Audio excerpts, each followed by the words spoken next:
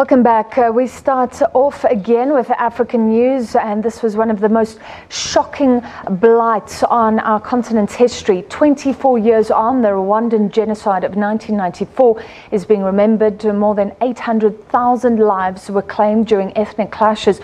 The mass killing of mostly ethnic Tutsis by the majority Hutus was sparked by the assassination of the president, Juvenal Habyarimana, by the Tutsi-led Rwandan Patriotic Front that is now in power.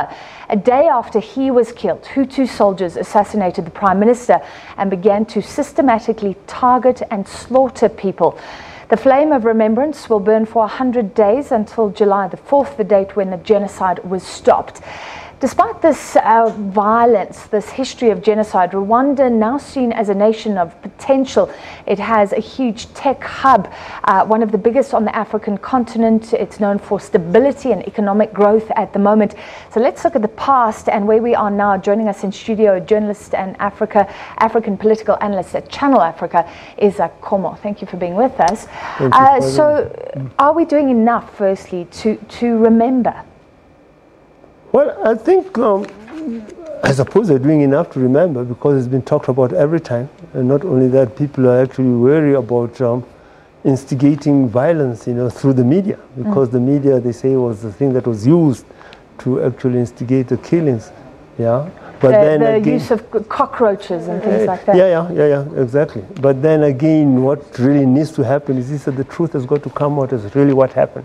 Now that is something which we have actually got to dig up. Yeah. Well, Paul Kagame has been hailed as the hero who stopped the genocide. Now there's this new debate about whether he, in ordering the killing of the former president, was the actual catalyst for genocide. You see, the bringing down of the plane, it triggered the genocide. There's no doubt about that. And for a long time, the narrative was this, that the plane was put down by Hutu extremists. But now that the RPF, which was a solid group, it has divided. You've got RPF former officers who were in exile. So let's just clarify, the Rwandan Patriotic Front, which is Kagame's party. Which is Kagame's party, which is basically a Tutsi-dominated party. Yeah. Now, some of them are in exile, and these were senior army officers, people like Nyamwasa. Now, these people have said it openly that the plane was shot down by the RPF.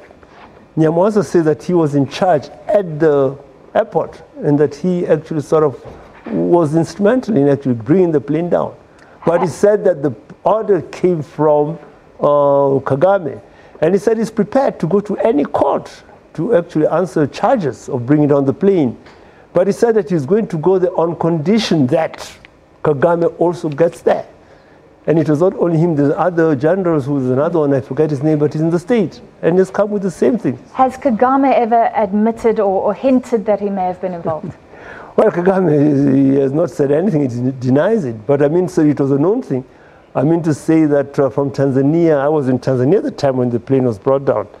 But from intelligence circles in Tanzania, they said, no, that plane was brought down by the RPF.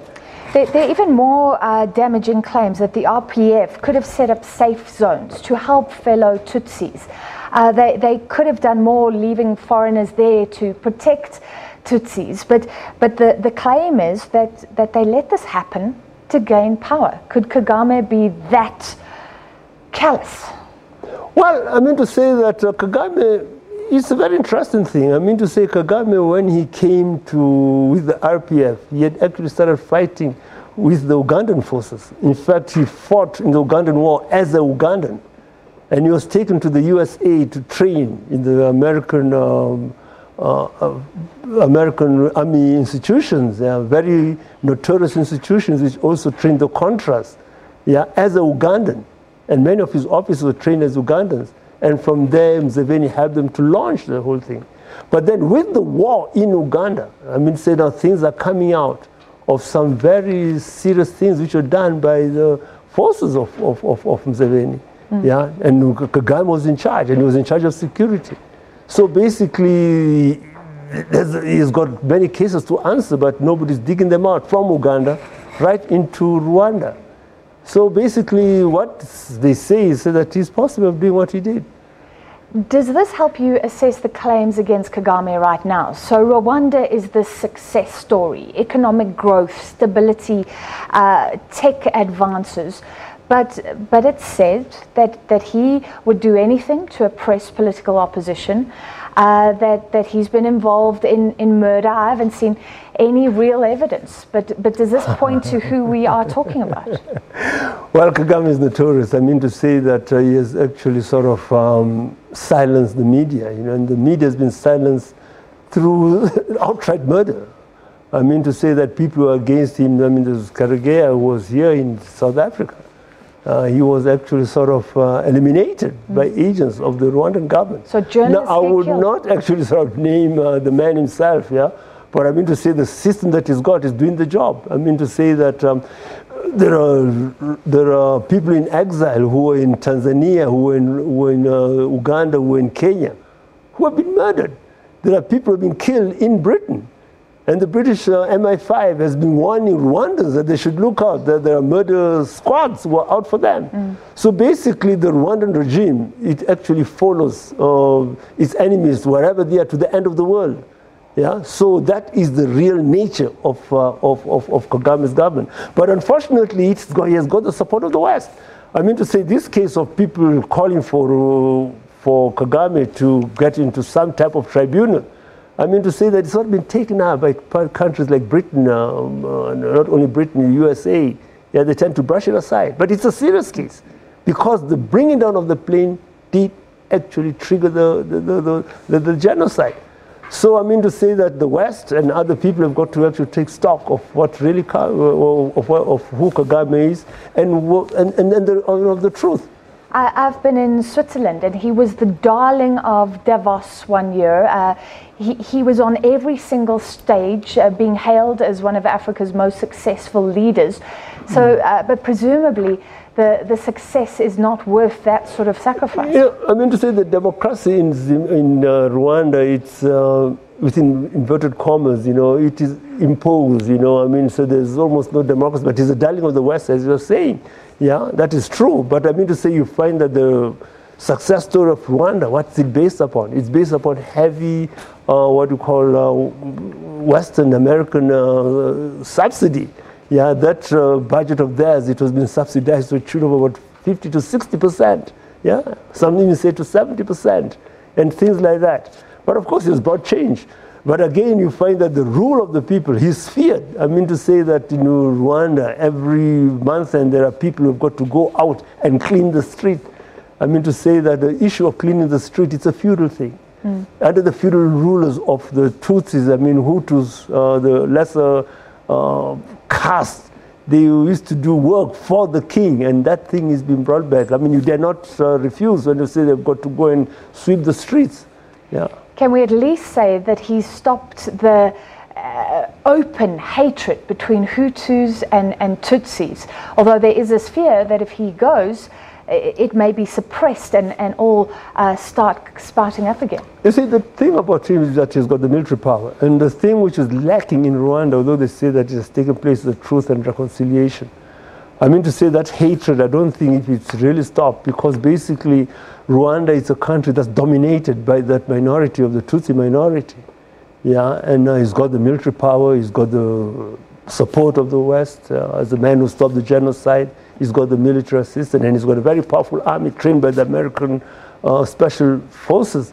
But to tell the truth, that has he really got the support of the people? I mean to say there are many people who are dissatisfied. All voices, independent voices, who tend to interrogate whatever he does. I mean, they've been silenced. I mean to say that people have been trying to come and compete with him in elections. There's this other lady who has been jailed for actually sort of stemming racial hatred. So basically, the peace that we've got there, we would ask, is it real peace? Or is it just a piece of oligarchy, which is putting down the opposition? And the opposition has got no other way but to seem to be happy.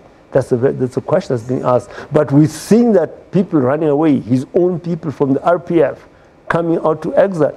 it shows that there is something, things are not okay within his own sphere. It's peace only possibly because of an iron fist. Finally, what should the West think about? Because America was criticized at the time, but the world allowed this to happen.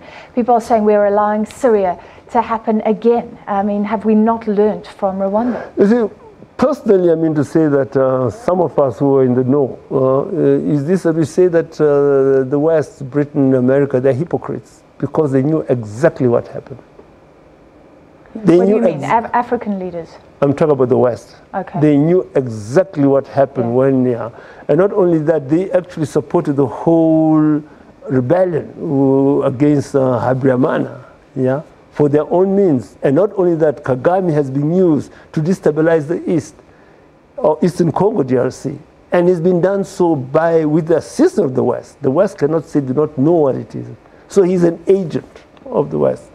So basically, I mean to say that some of us just take it with a pinch of salt, what the West have done. They know exactly what they've done. And they know exactly what is happening in the Great Lakes area. All right, thank you so much. Sure. Thank you for having me. Very disturbing looking back. That was Izak Khomo from the African Channel, Bongani.